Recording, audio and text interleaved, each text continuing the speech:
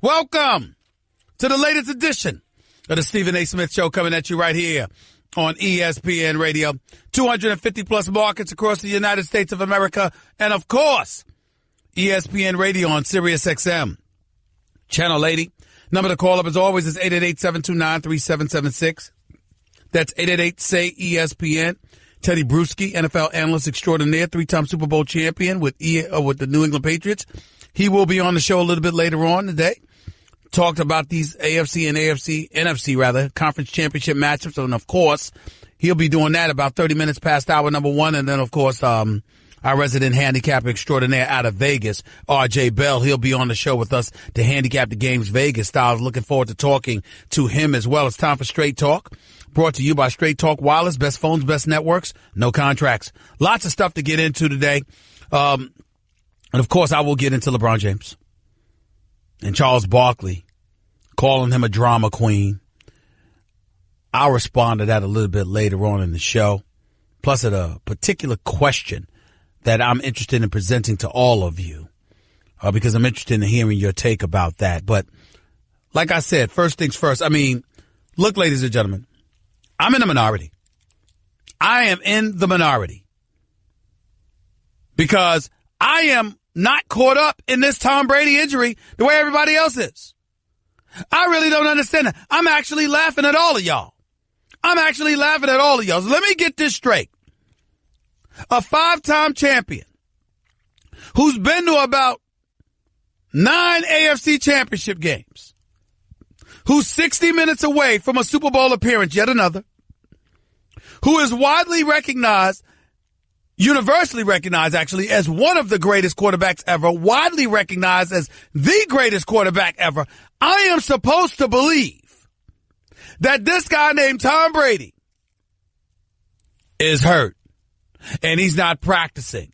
And you know what? He might not be ready for Sunday. I mean, y'all make me laugh. I got to admit it. Y'all actually make me laugh. Tom Brady, this is all a hoax to me.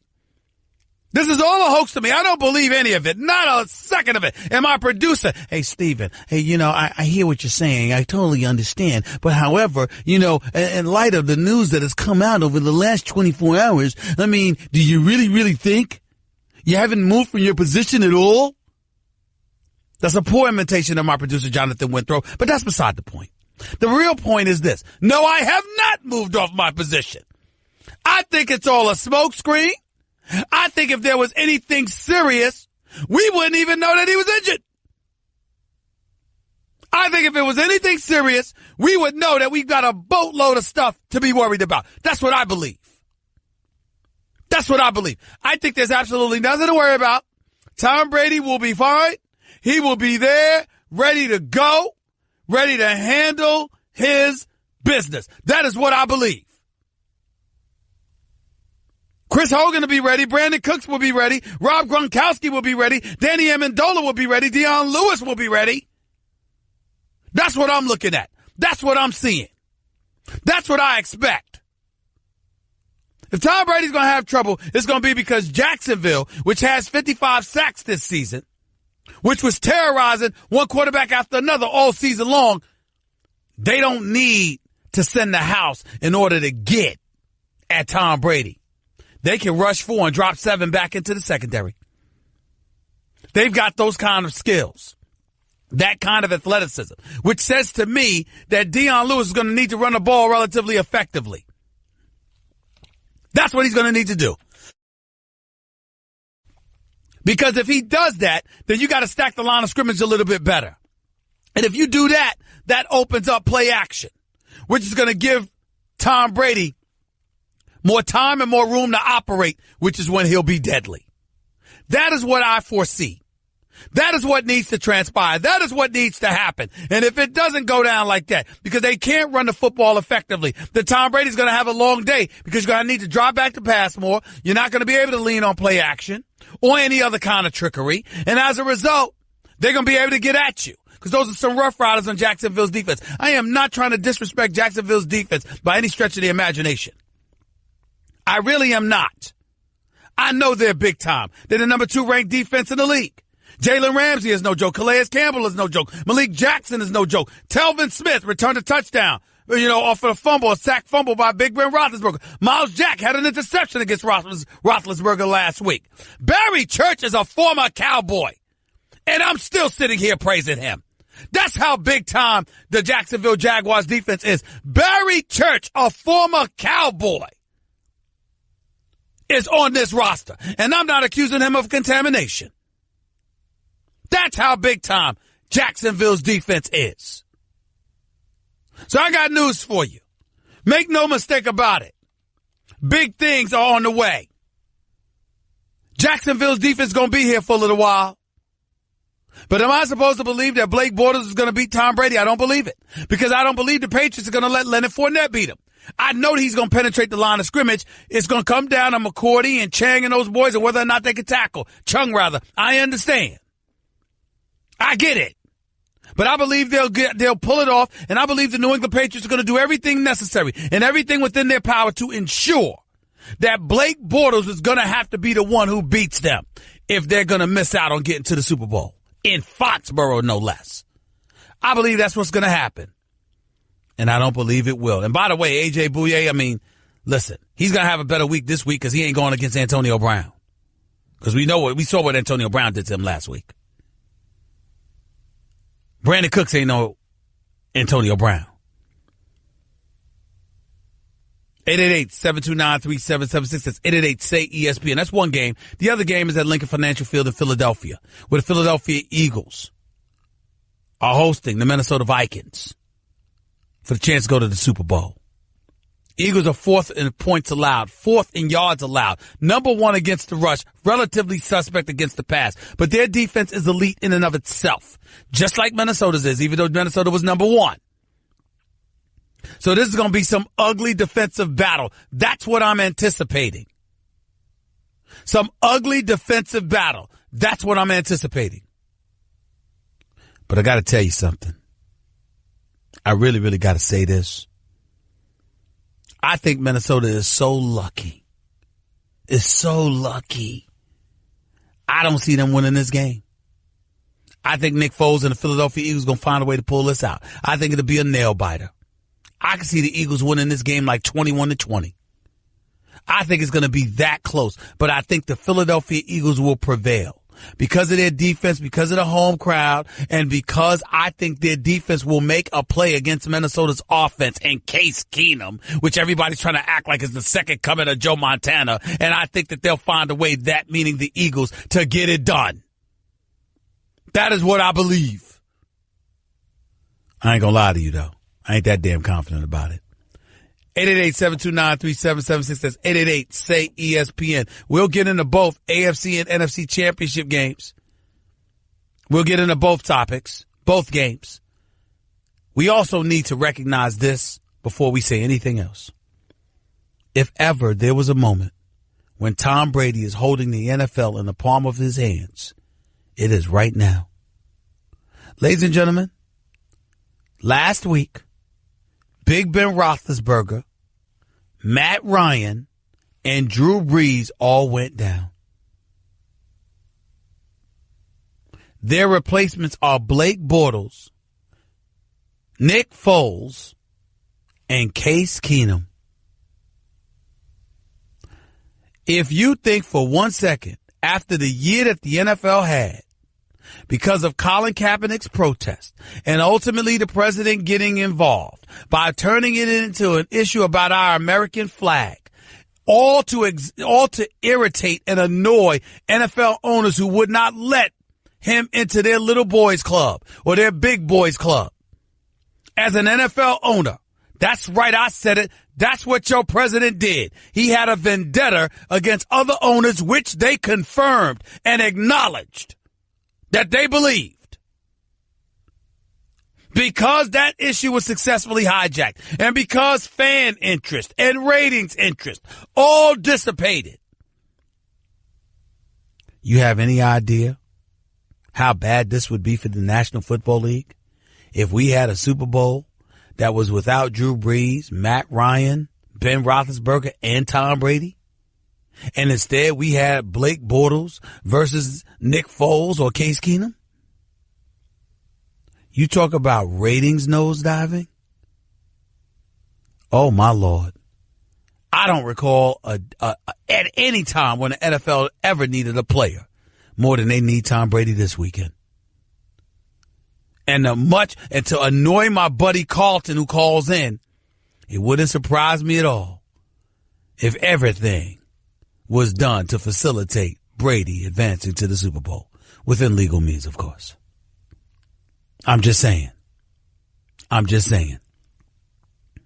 888-SAY-ESPN. That is the number to call in to the Stephen A. Smith Show right here on ESPN Radio. You're listening to the Stephen A. Smith Show podcast. Welcome back to the Stephen A. Smith Show right here on ESPN Radio. By the way, that diatribe I went on a little bit earlier was Straight Talk Wireless, brought to you by Straight Talk Wireless, nationwide coverage on America's largest and most dependable 4G LTE networks. The number to call in to the Stephen A. Smith Show, as always, is 888-729-3776. That's 888-SAY-ESPN. Let's get to some of these calls because I know a lot of people want to talk about a few things, so let's do that. Let's go to Claudia in Cali. You're live with Stephen A. on ESPN Radio. Hello, Claudia. How are you? Hi, Stephen A. Long-time listener, first-time caller. Well, thank you so much. How are you doing? Good, and yourself? I'm doing great. Go ahead. Talk to me. I just want you to not underestimate my Pac-12 Bruins, because what Bruin took out Aaron Rodgers this season? Anthony Barr. Oh, what Bruin's going to take out Ben from the playoffs was Miles Jack, the Jaguars. And he's going to take out him, and Calais Campbell will listen, take out. Anthony Barr and Miles Jack are no joke. I like them both, but go ahead. What point did you really call up here to make? Because the Patriots are not going to the Super Bowl. It's going to be the Eagles and the Jaguars. The Eagles and the Jaguars. So you're telling me it's going to be Blake Bortles against Nick Foles? Yep, that's what it's going to be, and the Eagles are going to win.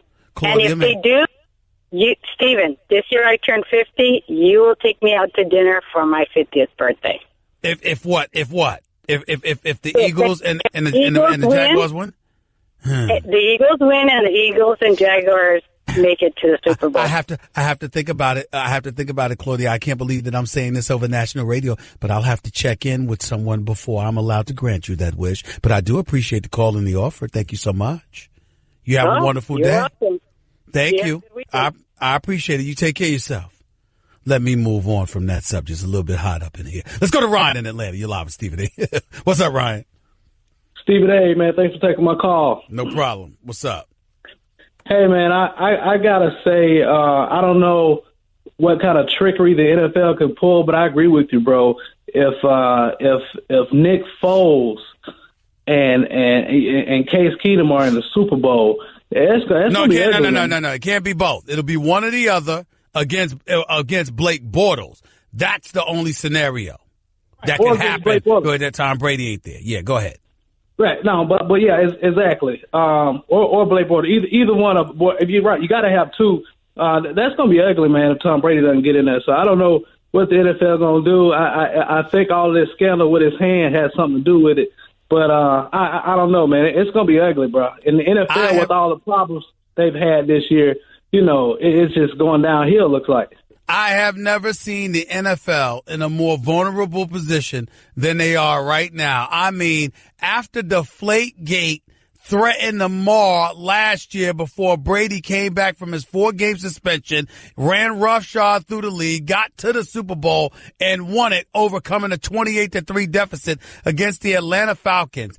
The guy comes back this year, is playing and having an MVP caliber season, and now he's holding the NFL in the palm of his hands. Because I'm telling you right now, if Tom Brady's not in the Super Bowl, since Big Ben and Drew Brees and Matt Ryan all got knocked out, especially Brees and Big Ben, if Tom Brady ain't in the Super Bowl in 2 weeks and in 16 days, I got to tell y'all, NFL is going to be in a bad spot. I'm telling you right now, the ratings ain't going to be the same. I don't care what anybody says. I just don't care. I appreciate the call, Ryan. Thank you so much. Carlton in Tampa, you're live with Stephen A. Talk to me, man.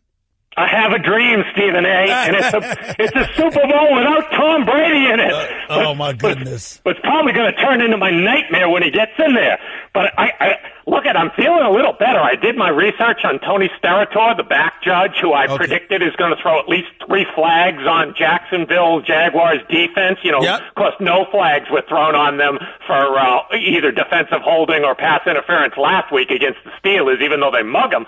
But I gotta say, I'm feeling good. He did the Carolina game earlier this year against the Patriots, where Carolina beat the Patriots. There was only 1 flag thrown in that entire game against Carolina. He threw it, a defensive pass interference on Gronkowski, but they'd actually thrown an offensive pass interference call on Gronkowski the play before, and that was the only penalty on Carolina in that game. Steratore also did the Denver Broncos Patriots AFC Championship game 2 years ago, and I remember Gronk complaining about how he'd been mugged and no flags were coming out. So I'm feeling a little bit better here, Stephen A. Well, listen, you're feeling a little bit better because you're rooting against the Patriots, and I hear you. But the flip side to it is that this is the AFC Championship game. And like I told you, listen, the NFL can't afford to not have Brady in the Super Bowl. Not this one, Carlton. Not this Super Bowl. You can't have Blake Bortles. You can't have Blake Bortles against Nick Foles or Case Keenum and tell everybody to look forward to a Super Bowl. You just can't do it. If they don't throw flags, Jacksonville's got a chance. And what it is it's the second best defense in terms of takeaways. Jacksonville had 33 takeaways this year against the second best in terms of giving them up. The Patriots only had 12 giveaways this year, second best in the NFL. So we'll see who wins there. But I also think it's going to be who can run the ball. Jacksonville, as good as their defense is, they're ranked 26th against the rush by Bill Belichick's favorite metric, which is yards per rush attempt against that defense. Well, you heard me bring up Deion Lewis and how he'll need to run the ball effectively in order to neutralize Jacksonville's defense. It can't be a situation where Tom Brady's just dropping back to pass because New England has no running game whatsoever. They'll need a running game in this game so Jacksonville can't drop 7 in the coverage. That was what I proclaimed in the last segment of the show. You're right. Jacksonville has the second best pass defense by Bill Belichick's favorite metric. So the Patriots are going to try to run the ball against Jacksonville and also get the backs involved on the swing passes. White and Lewis. They're going to try to throw to those backs short passes that are effectively runs. And so we'll see whether or not Jacksonville can run on the Patriots. They should be able to, because the Patriots' rush defense is wretched. 31st in the NFL by yards per rush. And Leonard Fournette, in case y'all don't know, is a stud. And that's what the Patriots are going to try to do, stop that run, because they don't have any confidence that Blake Bortles can pass their way into the Super Bowl. So it's going to be rushing attack versus rushing attack and the turnover battle. I will say this to you. I think Tom Brady's going to throw the ball at least 40, 45 times. I doubt it, unless they're all of the backs. I think he's going to throw the ball 40 to 45 times, trying to dip and dunk. But that speed that Jacksonville has on its defensive side of the ball, I think you're going to see a lot of misdirection. This is where Tom Coughlin is going to come. He's going to have to come from upstairs and help out his coach in this particular situation, Maroney. That's what I think. I'll tell you, if Steratore throws more than 1 flag, though, on the Jacksonville secondary, I'm going to be apoplectic on Monday when I call you. Well, you sound apoplectic now. Because my dream is Blake Bortles versus Nick Foles. That's my dream, Stephen A. Please make it happen. But you're lying, Carlton, because you know good and damn well if that happens, you'll barely watch the Super Bowl. I will enjoy it for once. Oh, my Lord. Last year's Super Bowl was so traumatic for me, Stephen A. I'm barely over it now. That was traumatic. That's right. Before that, the Seahawks Super Bowl was traumatic for me, Stephen A. That's right. You're gonna suffer. You're gonna miss the Patriots when they're gone. I'm telling you, if they don't make this Super Bowl, you're gonna regret your words. You're gonna be depressed. You mark it down. I can sigh a relief. The sun will be out in Tampa, and I'll be feeling good. You're delusional, Stephen A. You're delusional. You're delusional, Carlton, on this one. You're delusional. You're not appreciating the greatness of the Patriots, but you will, my friend. You will. Enjoy the weekend. We'll talk Monday. 888-729-3776. That's 888-SAY-ESPN. More of your calls on the AFC and NFC Championship game in a minute. Plus, I'm getting into Charles Barkley getting on LeBron James. I'll tell you who's right, who's wrong, who has a point. in a minute.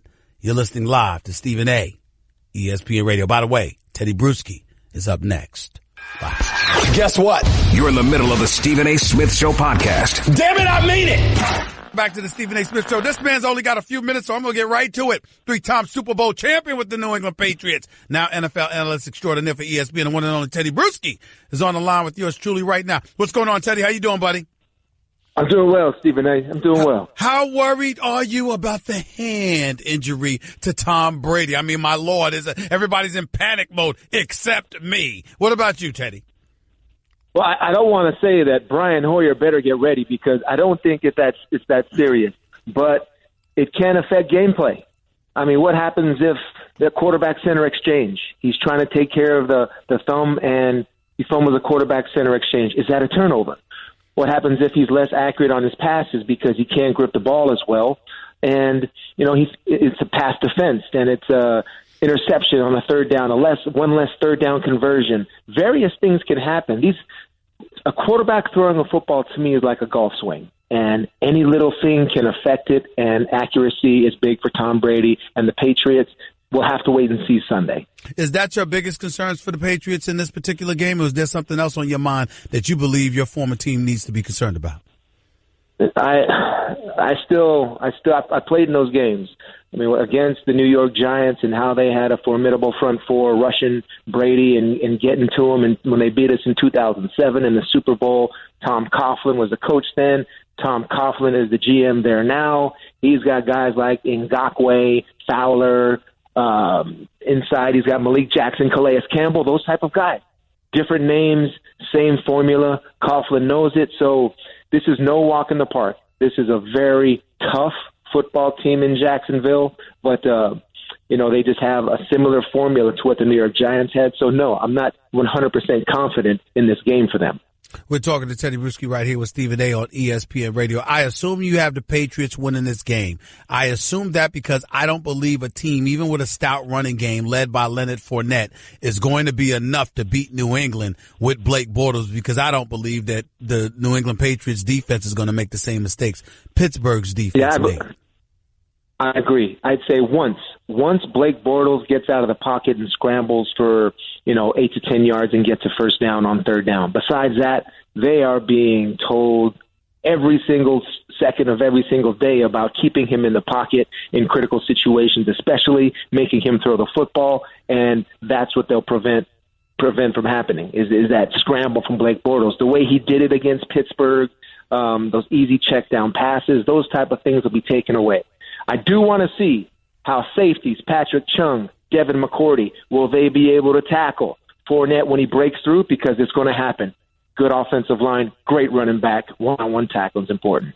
Let's transition to the NFC conference, Tedy Bruschi, because we've got the Minnesota Vikings lucking their way to the NFC Championship game as far as I'm concerned. They're getting set to go up against the Philadelphia Eagles at Lincoln Financial Field in Philadelphia. Break this down for me, this matchup, who you got and why. Well, I'm going with the Philadelphia Eagles. I like them at home. I mean, I'm going because of their defense and how strong I think it is. People forget about it. The front four. Should you call it the front five, front six, or front seven? Because they just rotate them in over and over again, stopping the run, getting pressure on the passer.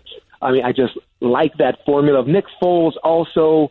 I mean, I love the way Peterson started the game last week. Even though it was a duck, he was like, you know what, Nick, we're going to show everybody we got your back. Throw it deep. And he threw it deep, and it looked awful, but eventually he settled down. Peterson, I think, is a great play caller. He'll have those dink and dunk passes for Nick Foles. Jake Elliott, remember that name, the kicker, the rookie kicker. I think it's going to be 2 to 3 field goals by him. That's the difference, and late in the game to win it. Here's the thing. When I look at Minnesota, when we talk about Case Keenum, have we slept on this guy? Have we underestimated this guy? Or is this just an anomaly? He's just having a good year, and we need to leave it at that. What are your thoughts about Case Keenum? I think he's a good player on a great team. He's a solid quarterback.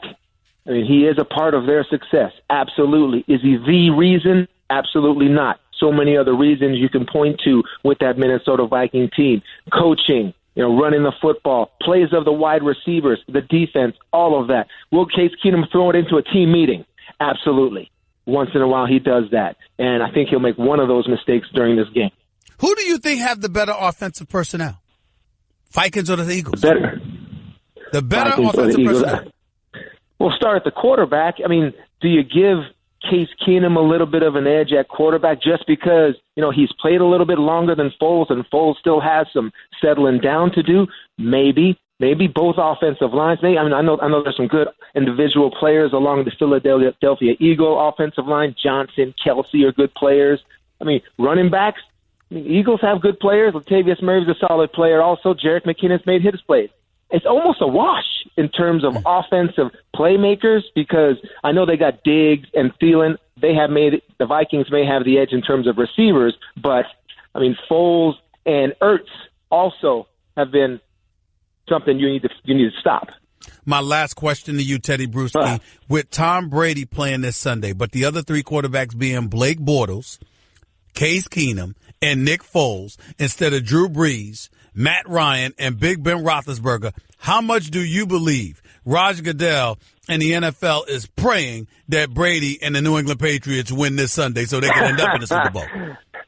I'll say this. The NFL, until you know how they think. They think in ratings. They're thinking, people in the Super Bowl village and all of that stuff. The New England Patriots maybe having a Minnesota Viking home game situation, something like that. But absolutely, I think they would be hoping for a Tom Brady Patriot-led team in the Super Bowl.